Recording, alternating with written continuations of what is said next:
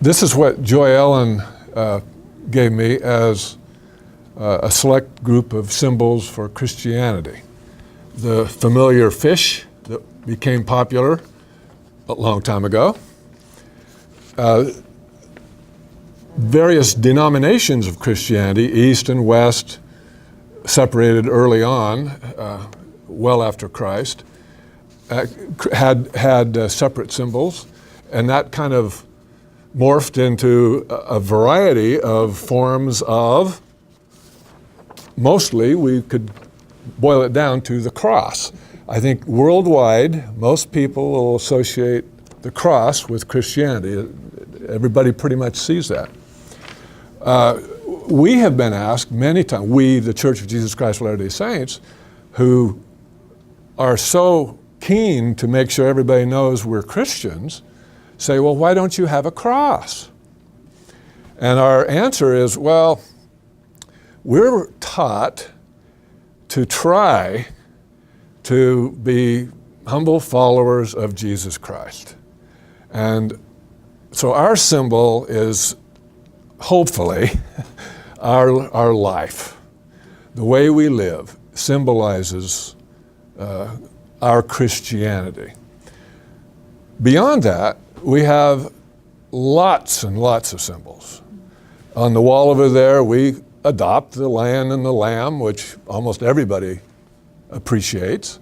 You see symbols all around. We have a course that we teach on learning from the Lord through symbols. And it's a whole little curriculum on all the different kinds of symbols that allow people to learn at their own pace.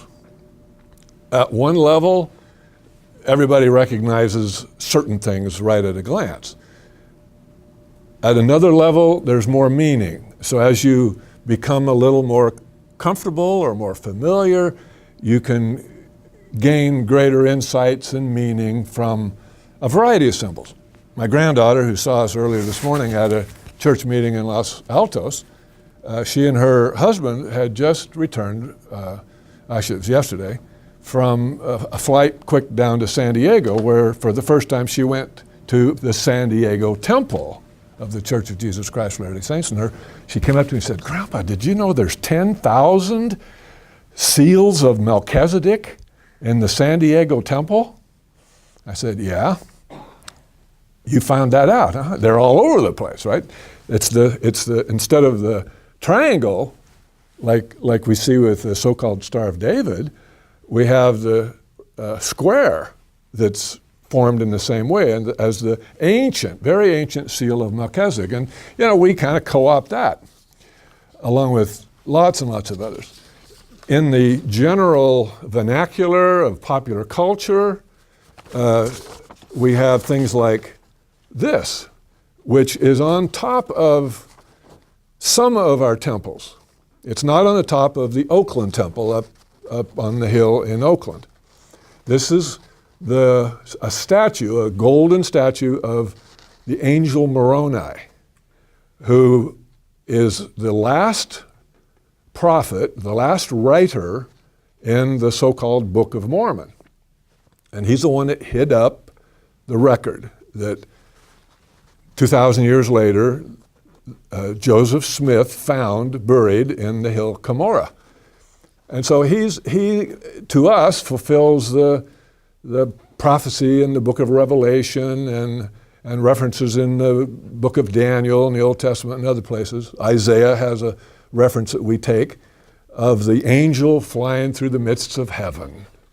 And so we take this angel Moroni, and that lots of people will see that and wonder, what is that? In Melbourne, Australia, where my wife's from, we have some friends who aren't members of our church, but they live near the temple, and they see this angel Moroni sticking up over the freeway as they drive by, and they had no idea that it was something we had some knowledge about until we went visiting them and wanted to go to that temple. Here's another symbol that is popular on rings. It's the CTR, which simply stands for choose the right.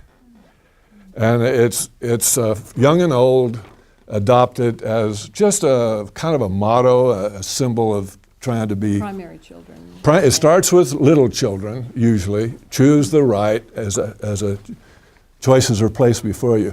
So we have all these different kinds of symbols. Now the real pinnacle symbol for us, other than Jesus Christ himself, who we seek to try to follow in our very fallible way, is presented in our temples. And like the one up in Oakland, which has been closed for renovation since February of last year. And it's going to be open again. Garth, who would normally be here, I think most of you know Garth Pickett. He is now with his wife visiting the temple in Rome that's brand new. It's just been built.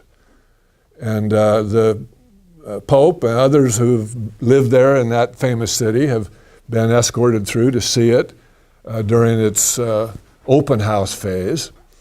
We're going to have a similar open house because our Oakland temple will be rededicated after all the renovations are completed. And Garth wanted to make sure that I gave each one of you a save the date card.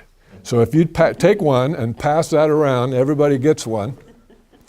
We will have almost a month of open house in the month of May, but the first week, 7th through the 10th, are special tours that you get invited to that are a little more organized and a few extra things that Garth will perhaps tell you more about.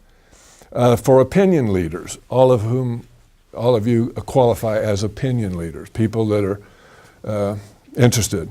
So we would let you know about this, and then later on Garth will talk to you some more about it. Any questions?